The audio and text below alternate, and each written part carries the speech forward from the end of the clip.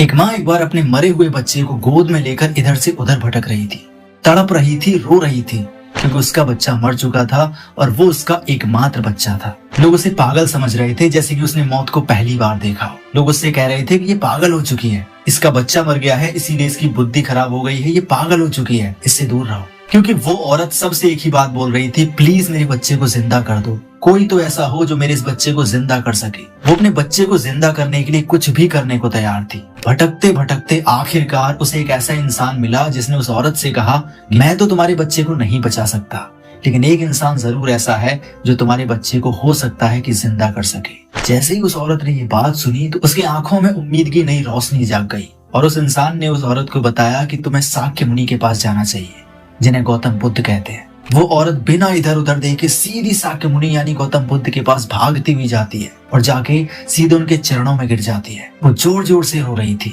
महात्मा बुद्ध तपस्या में लीन थे, तो वो ध्यान से बाहर आए और उन्होंने उस औरत से कहा, चिंता मत करो, मैं तुम्हारे मरे हुए बच्चे को जरूर ठीक कर दूंगा। गौतम बुद्ध ने जरा देर ठहर के उससे कहा कि तुम्हें सरसों के बीज लाने हैं और मैं उन सरसों के बीज से तुम्हारे बच्चे का इलाज करूंगा और वो पूरी तरह ठीक हो जाएगा। सरसों के बीज तुम्हें उसी घर से लाना है जिस घर में किसी की मौत ना हुई हो।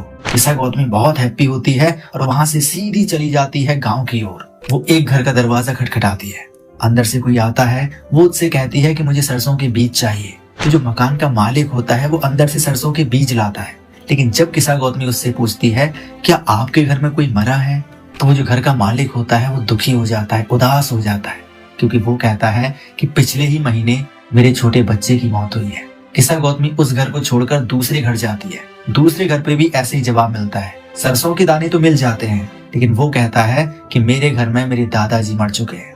तीसरे घर जाती है, वहां पे भी कोई कहता है कि मेरे घर में मेरी पत्नी मर चुकी है।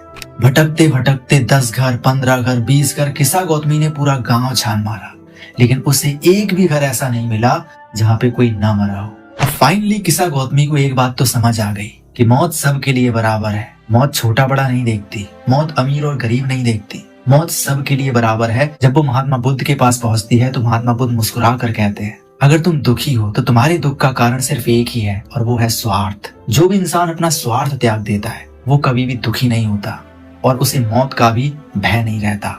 इसीलिए महात्मा बुद्ध कहते हैं कि स्वार्थ छोड़ो और ऐसे जीवन जियो, क्योंकि जिसने भी अपना स्वार्थ छोड़ दिया असल मायने में उसने अपनी मौत पर भी विजय प्राप्त कर ली। वही इंसान अमर कहलाता है।